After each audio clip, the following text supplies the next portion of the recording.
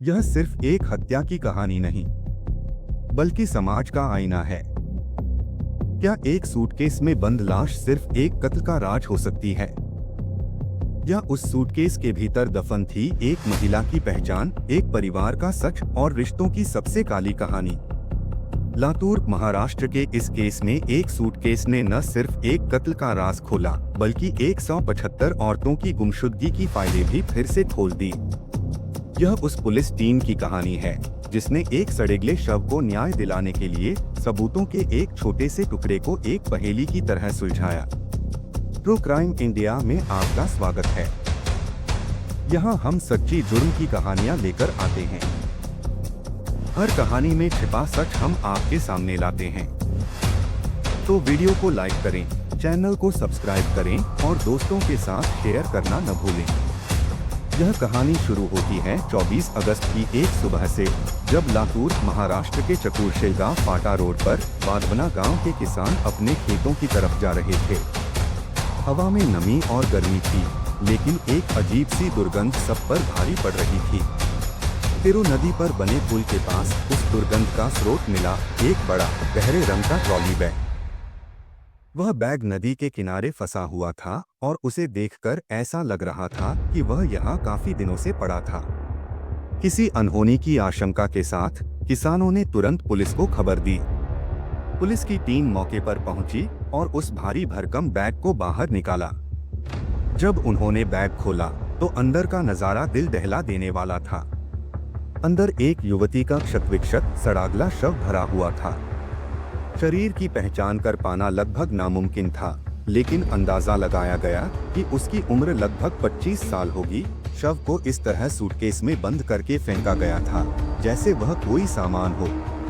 Police ने तुरंत हत्या और सबूत मिटाने का मामला दर्ज किया, लेकिन उनके सामने सबसे बड़ी चुनौती थी उस युवती की पहचान। जहां सबूतों की कमी और चुनौती भरी परिस्थितियों के बावजूद लातूर पुलिस एक अविश्वसनीय जांच शुरू करती है।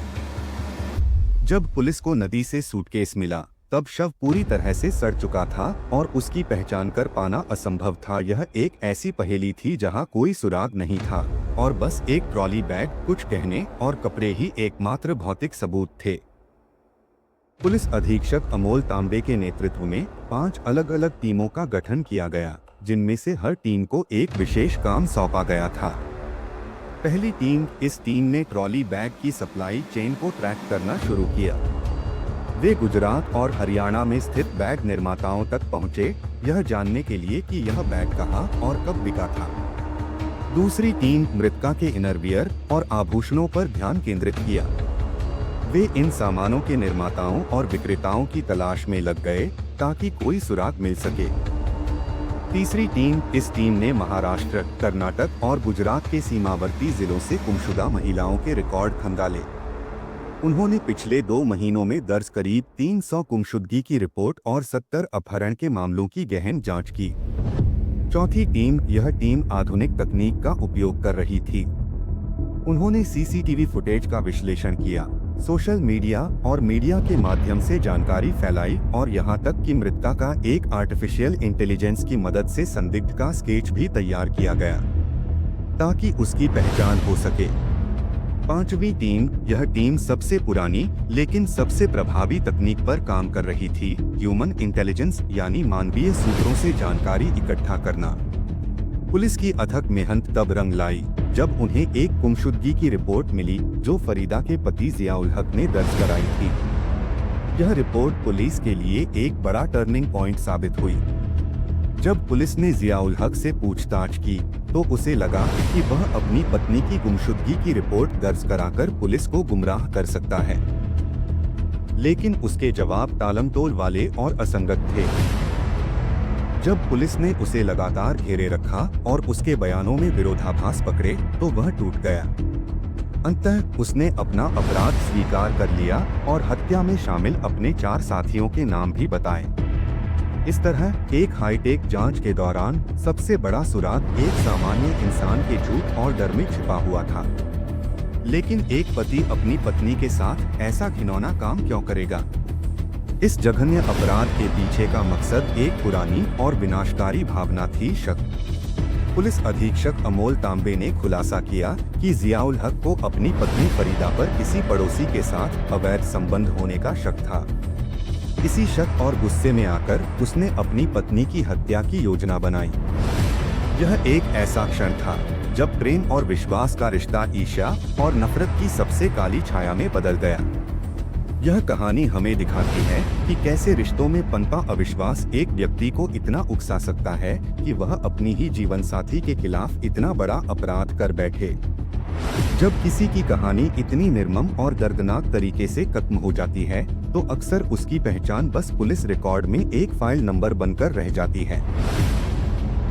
इस मामले में भी मृतका की पहचान एक युवा महिला फरीदा खातून उम्र 23 के रूप में हुई। फरीदा अपनी जिंदगी का एक नया अध्याय शुरू करने के लिए अपने पति के साथ उत्तर प्रदेश के कुशीनगर से लातूर जिले के उदगीर शहर आई थीं। उनका सपना शायद एक नई जिंदगी की शुरुआत का था, अपने परिवार के साथ खुशहाल भविष्य का, लेकिन उनकी यह यात्रा महाराष्ट्र की धरती पर शुरू होने से पहले ही समाप्त हो गई। इस कहानी का मुख्य आरोपी एक ऐसा व्यक्ति है जिस पर फरीदा ने सबसे ज्यादा भरोसा किया था, उनका पति जियाउल हक।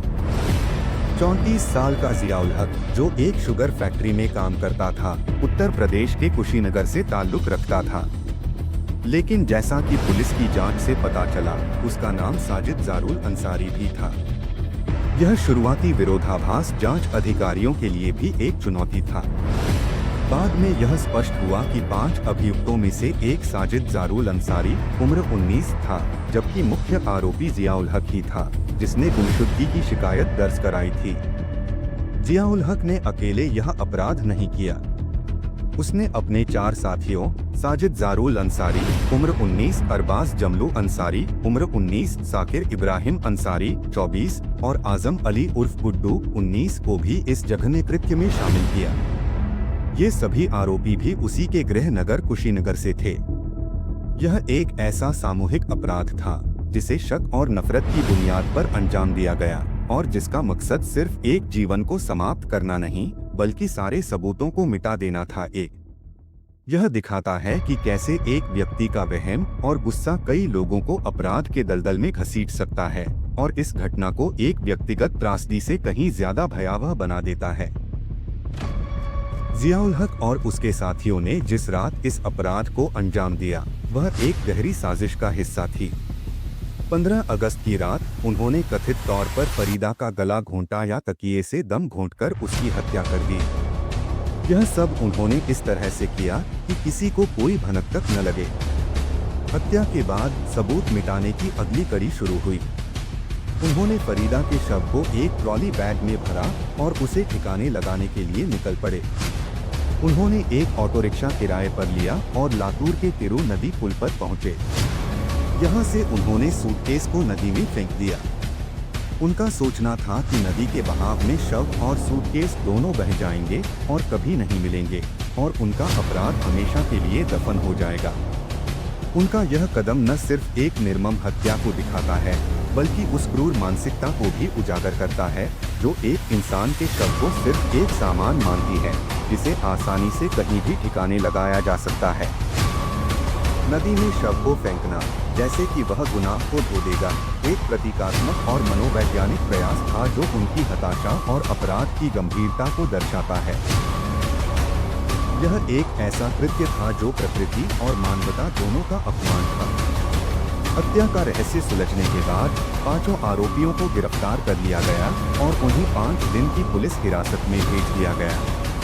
लातूर पुलिस ने हत्या और सबूत मिटाने की धाराओं के तहत मामला दर्ज किया। यह मामला नए भारतीय न्याय संहिता के अंतर्गत दर्ज हुआ है। हालांकि इस केस में अभी तक कोई अंतिम फैसला नहीं आया है।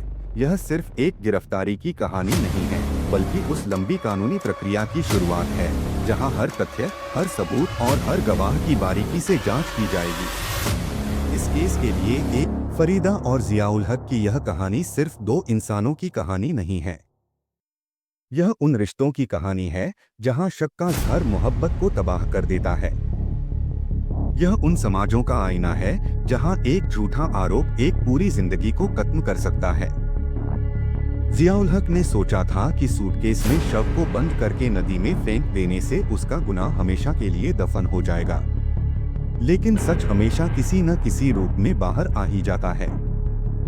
इस मामले में यह सच एक सूटकेस, कुछ आभूषण और एक मानवीय गुमशुदगी की रिपोर्ट के रूप में सामने आया।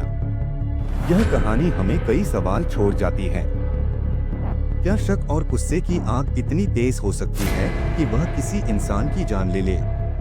क्या एक रिश्ते में विश्वास का टूटना इतना खतरनाक हो सकता है?